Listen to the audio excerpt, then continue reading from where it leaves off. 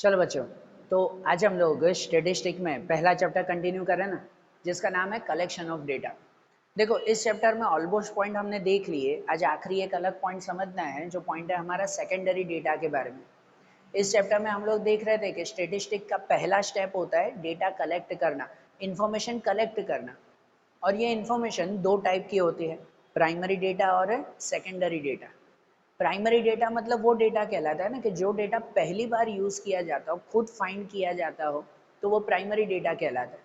और secondary data मतलब कि भाई जो डेटा ऑलरेडी किसी ने फाइंड करके रखा है, उसका यूज़ हम लोग कर रहे हैं। जो ऑलरेडी किसी ने फाइंड किया है, उसका यूज़ अगर हम लोग कर रहे हैं, तो वो एक तरह का सेकेंडरी डेटा कहलाता है। बरोबर। और प्राइमरी डेटा कैसे कलेक्ट करते हैं, उसकी मेथड हमने आगे के वीडियोस में क्लियर की कि प्राइमरी डेटा कलेक्ट करने के लिए आते हैं direct inquiry, indirect inquiry, method of questionnaires. ये मेथड्स आती है ना, इसे इसके रिलेटेड प्राइमरी डेटा कलेक्ट की जाती है। और आज हमें समझना है दूसरा सेकेंडरी डेटा, कि सेकेंडरी डेटा हमें कलेक्ट करने की ज़रूरत नहीं पड़ती। वो ऑलरेडी किसी ने फाइंड करके रखा है, हमें उसको रीयूज़ करना है।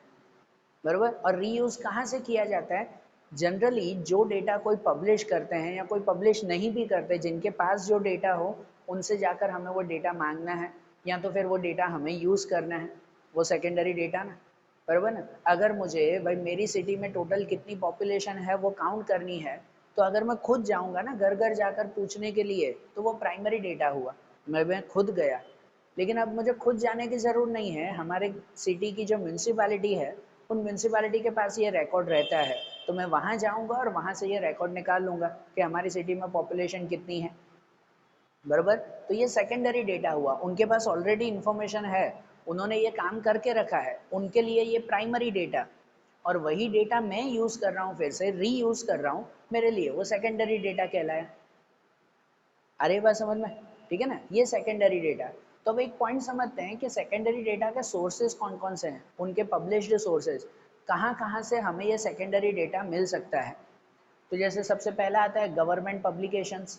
गवर्नमेंट पब्लिकेशंस, हाँ, हमारी गवर्नमेंट की बहुत सारी ऐसी संस्था है जिनके मेन काम ही है ये सब जो है वो सोर्सेज, ये सब डेटा कलेक्ट करना।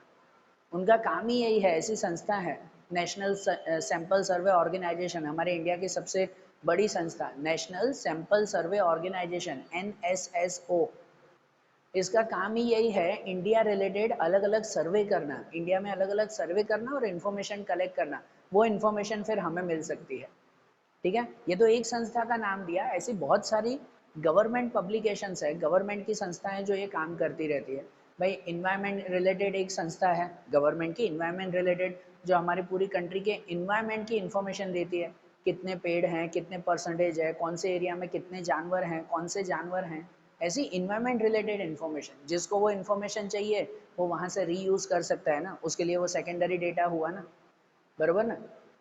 जैसे आप लोगों को ये ध्यान हो, पता है कितनी बार है आप लोग न्यूज़पेपर में, टीवी पे, या आज के टाइमिंग में फेसबुक इंस्टाग्राम पे स्क्रॉल करते करते कितनी बार बहुत सारे सर्वे आप लोग देखते हो। जैसे ये कहते हैं कि भाई इंडिया में 70% ऐसे हैं कि भाई जो 12th के बाद जो है वो अपनी एजुकेशन बरोबर नहीं करते। बरोबर, हाँ। 70% ऐसे लोग हैं जो 12th के बाद अपनी एजुकेशन बरोबर नहीं करते या ड्रॉप आउट कर देते हैं। अब चलो 70% लोग इंडिया में, ये 70% काउंट किसने किया? अंदाजे से बोल देते हैं वो? नहीं, अंदाजे से नहीं बोलते। ऐसी संस्थाएं हैं जो इनके बारे में रिसर्च करती रहती है कि भाई कितने स्टूडेंट 12th के बाद एडमिशन लेते हैं या छोड़ देते हैं, कितने लोग ड्रॉप आउट करते हैं।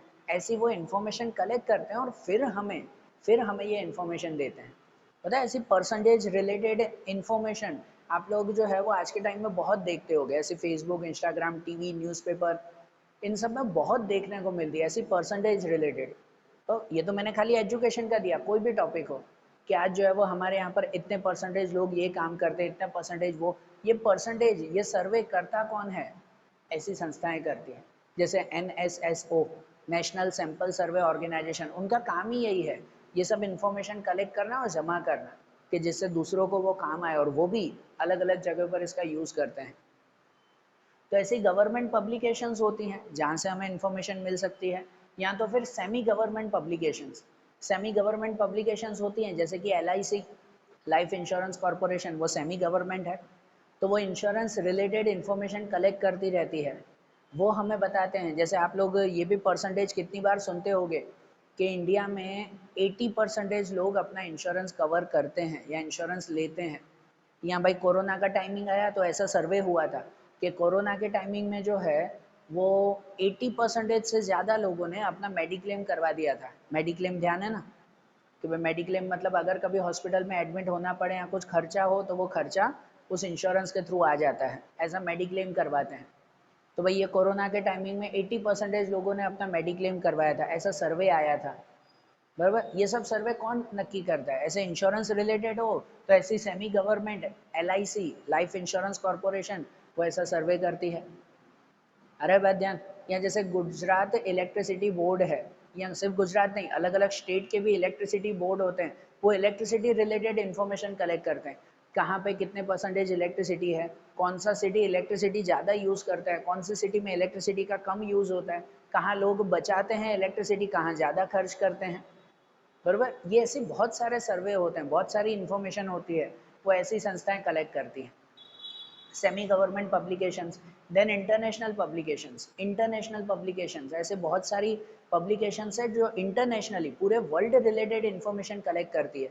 जैसे पता है यूनाइटेड नेशन की बहुत सारी संस्थाएं हैं, आपने नाम भी सुना होगा यूनाइटेड नेशन की संस्थाओं का, जैसे WHO World Health Organisation, ILO International Labour Organisation, या वर्ल्ड बैंक है।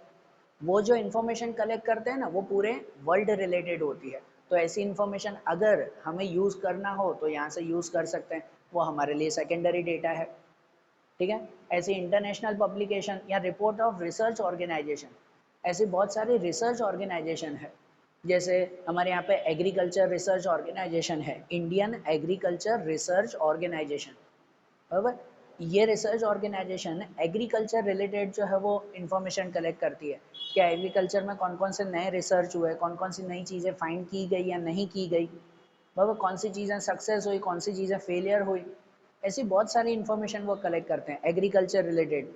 बैंकिंग रिलेटेड वो रिसर्च करते हैं, हमारे एजुकेशन रिलेटेड, बिजनेस में टेक्सटाइल रिलेटेड, अहमदाबाद की टेक्सटाइल ऑर्गेनाइजेशन है जो हमारे टेक्सटाइल में डेवलपमेंट कितना है, कौन सी नई मशीनें आ रही हैं, कैसा जो है वो नई नई चीज़ें बन रही हैं, कौन सी पुरानी चीज़ें बंद हो गई।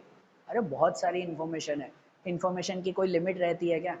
इन्फॉर्मेशन तो इतनी, भाई जो ज़िंदगी भर आप इन्फॉर्मेशन कलेक्ट करते रहो तो ख़त्म नहीं होती है, पूरे वर्ल्ड में इतनी इन्फॉर्मेशन है। बराबर, ऐसी सब इन्फॉर्मेशन ये अलग अलग ऑर्गेनाइजेशन कलेक्ट करते हैं, है ना। रिसर्च ऑर्गेनाइजेशन जो मैंने बताया, agriculture related, textile related, banking related या अदर रिलेटेड, भाई क्या क्या रिसर्च हो रही है उनके रिलेटेड वो इन्फॉर्मेशन कलेक्ट करते हैं और वो इन्फॉर्मेशन हम यूज़ कर सकते हैं सेकेंडरी डेटा के हिसाब से। Then local self government, local self government मतलब क्या है कि हमारे सिटी या विलेज की गवर्नमेंट, जैसे म्यूनसिपैलिटी है ना, म्यूनसिपैलिटी हो गया, म्यूनसिपल कॉरपोरेशन हो गया, जिला पंचायत हो गया, ग्राम पंचायत हो गया, ये लोकल सेल्फ गवर्नमेंट कहलाती है ना। वो भी अपनी अपनी इन्फॉर्मेशन कलेक्ट करते हैं। जैसे मैंने पहले ही एग्जांपल दिया था, मुझे पूरे सिटी की अगर पॉपुलेशन जाननी हो तो मैं खुद नहीं काउंट करूँगा, म्यूनसिपैलिटी के पास चला जाऊँगा, उनके पास ये इन्फॉर्मेशन होती है, वो मैं यूज़ करूँगा। बरोबर, और खाली पॉपुलेशन नहीं, बहुत सारी इन्फॉर्मेशन वो अपने हिसाब से कलेक्ट करते हैं जिस इन्फॉर्मेशन का हम यूज़ कर सकते हैं। ठीक है, ये local self government. Then business या कॉमर्स कॉमर्स ऑर्गेनाइजेशन, कोई बिजनेस रिलेटेड या कॉमर्स रिलेटेड ऑर्गेनाइजेशन है, जैसे मैंने पहले भी एग्जांपल दिया था वो टेक्सटाइल रिलेटेड होता है या दूसरे भी बिजनेस रिलेटेड। बरोबर, आज के टाइम में कोई भी बिजनेस हो ना, जैसे चलो डायमंड का बिजनेस चलता है, तो अगर डायमंड बिजनेस है तो डायमंड एसोसिएशन एक बनी हुई है जो उनके रिलेटेड जो है वो इन्फॉर्मेशन कलेक्ट करती है और वो इन्फॉर्मेशन हमें प्रोवाइड करती है। ठीक है, जैसे चलो ट्रांसपोर्ट का बिजनेस है तो ट्रांसपोर्ट रिलेटेड इन्फॉर्मेशन आती है, आज पेट्रोल का प्राइस कितना है, ट्रांसपोर्ट की कितनी बसें या कितनी ट्रकें वो पूरे जो है वो इंडिया में चल रही है, ऐसी इन्फॉर्मेशन भी चाहिए तो मिल सकती है ना। तो ऐसे बिजनेस या कॉमर्स रिलेटेड ऑर्गेनाइजेशन संस्थाएं हैं जो ये इन्फॉर्मेशन कलेक्ट करते हैं और हम उनका यूज़ करते हैं। देन न्यूज़पेपर एंड पीरियोडिकल्स, ये तो है ही, हर दिन न्यूज़पेपर में कोई ना कोई नई इन्फॉर्मेशन आती है, कोई नई खबर आती है कि आज जो है वो गवर्नमेंट ने ये नया टैक्स दिया, या आज जो है वो गवर्नमेंट ने ये चेंज किया, आज दुनिया में ये नया हुआ, आज जो है वो रोबोटिक टेक्नोलॉजी आ गई।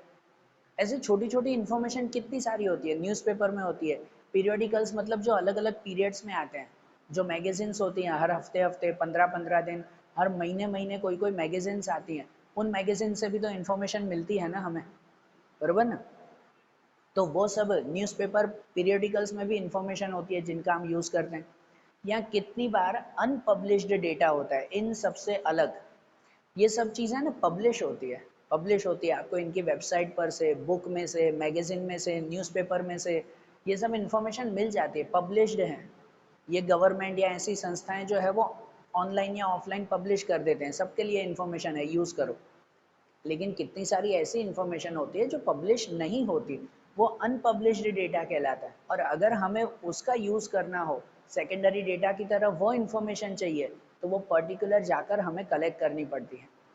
जैसे चलो एक इंफॉर्मेशन है कि रिलायंस कंपनी में कितने लोग काम करते हैं, वो पब्लिश डेटा है, वो पता है, वो वेबसाइट पे भी लिखा होगा रिलायंस कंपनी की कि उसमें कितने लोग काम कर रहे हैं। लेकिन हर एक की पोस्ट कौन सी है, हर पर्सन की पोस्ट कौन सी है और हर पर्सन की पगार कितनी है, ये वेबसाइट पे लिखा होता है? नहीं लिखा होता। ये तो उनकी पर्सनल इन्फॉर्मेशन है ना, ये अनपब्लिश्ड डेटा होता है। और अगर हमें जो है वो इन्फॉर्मेशन चाहिए, बाय चांस मैं कोई जो है वो कॉलेज का प्रोजेक्ट बना रहा हूँ और उस प्रोजेक्ट में मुझे इन्फॉर्मेशन चाहिए कि भाई रिलायंस कंपनी में कितने लोग काम कर रहे हैं और सबकी पगार कितनी कितनी है, तो ये तो अनपब्लिश्ड है, वो तो मिलेगा ही नहीं।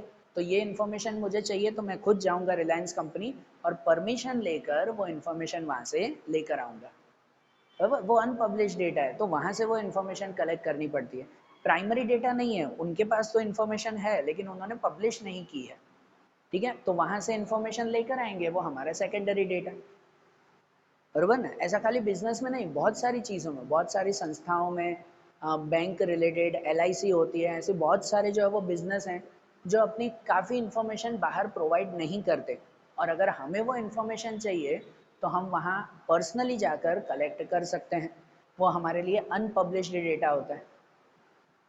समझ आ रही है बात? तो सेकेंडरी डेटा यहाँ सबसे मिल सकता है, ये सब उसके सोर्सेज हैं। और एक पॉइंट आता है इनके रिलेटेड कि प्रिकॉशंस, सेकेंडरी डेटा यूज करने से पहले क्या क्या ध्यान रखना चाहिए।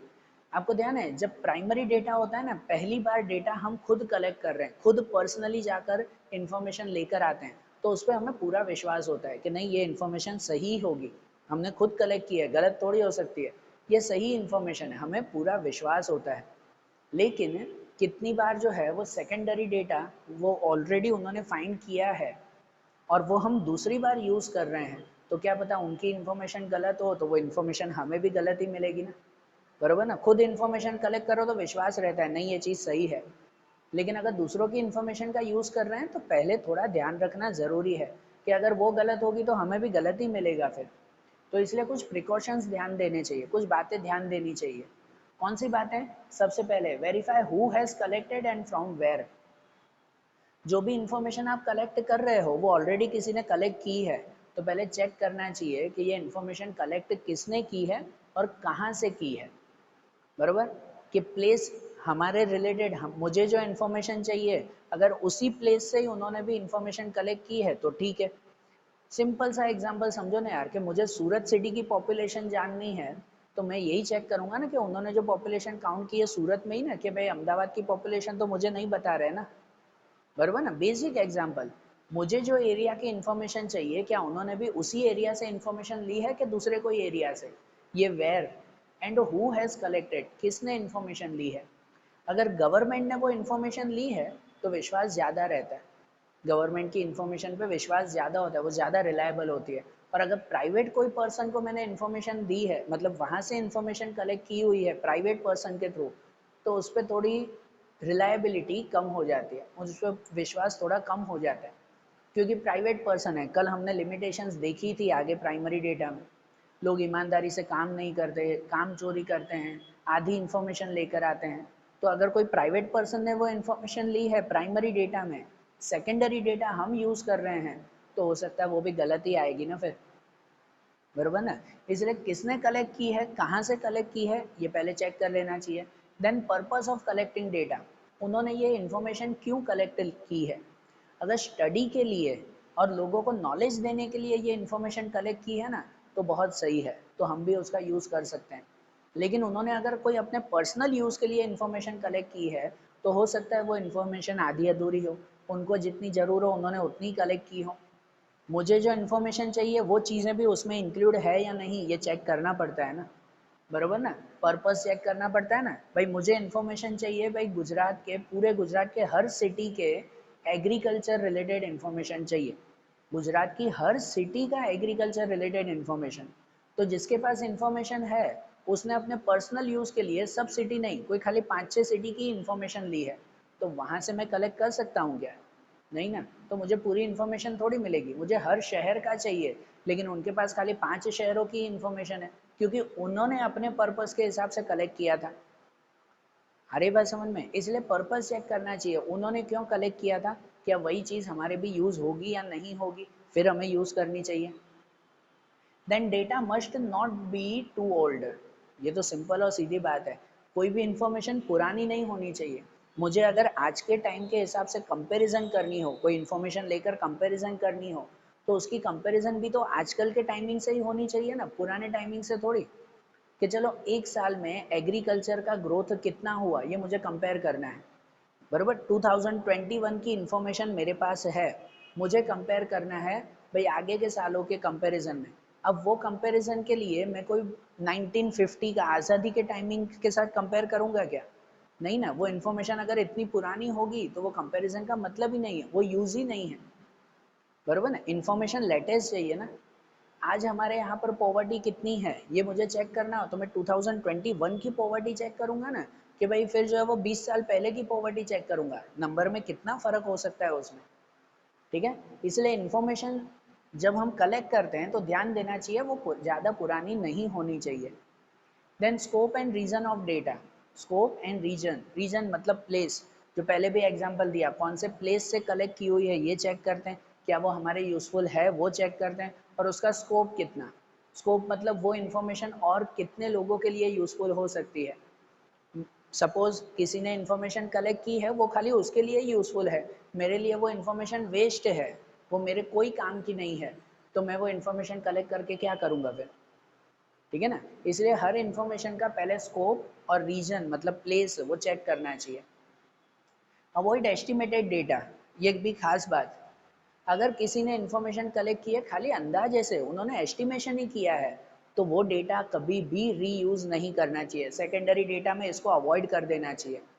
भाई मैं अगर सामने वाले से इंफॉर्मेशन ले रहा हूँ, पॉवर्टी रिलेटेड इंफॉर्मेशन, इंडिया की पॉवर्टी कितनी है उसके पास इंफॉर्मेशन है, लेकिन उसके पास जो इंफॉर्मेशन है ना वो उसने खाली अंदाजे से लिखी थी कि इंडिया में अभी अंदाजे से इतनी पॉवर्टी है।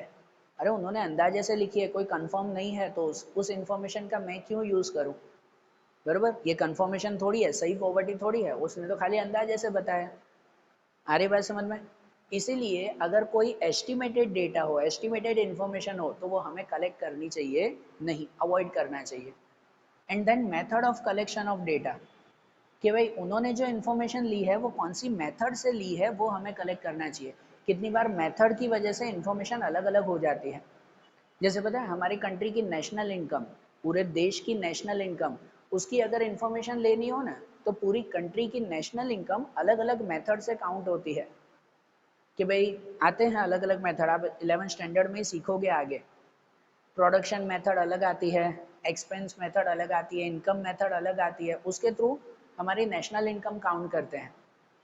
तो हर मेथड से नेशनल इनकम अलग अलग मिलेगी, तो उन्होंने कौन सी मेथड से काउंट की है वो चेक करते हैं, क्या वो हमारे लिए यूज़फुल है, वो चेक किया जाता है, फिर उसका यूज़ करें ना। मुझे कोई अलग मेथड से चाहिए हो और उनके पास कोई अलग मेथड से वो काउंट की गई हो, इन्फॉर्मेशन बहुत बार अलग अलग मेथड से होती है। मुझे जो मेथड से चाहिए वो मेथड से उन्होंने काउंट नहीं किया है, तो हमें अवॉइड करना चाहिए ना, कि नहीं भाई रहने दो, ये इन्फॉर्मेशन कलेक्ट नहीं करते। हरी बात समझ में? इसलिए उसकी मेथड भी खास ध्यान रखते हैं, ये सब चीज़ें ध्यान रखते हैं सेकेंडरी डेटा का यूज़ करते वक्त, ये ध्यान रखने के बाद ही यूज़ करते हैं, वरना यूज़ नहीं करते। क्लियर? तो देखो यहाँ हमने चैप्टर में आज ये पॉइंट देखा ना, ये चैप्टर हमने क्लियर किया। अब जो स्टेट के दूसरे चैप्टर्स हैं, आगे के जो भी पॉइंट्स होंगे उसके रिलेटेड वर्क अब हम लोग अगले वीडियोस में देखेंगे। Okay, thank you.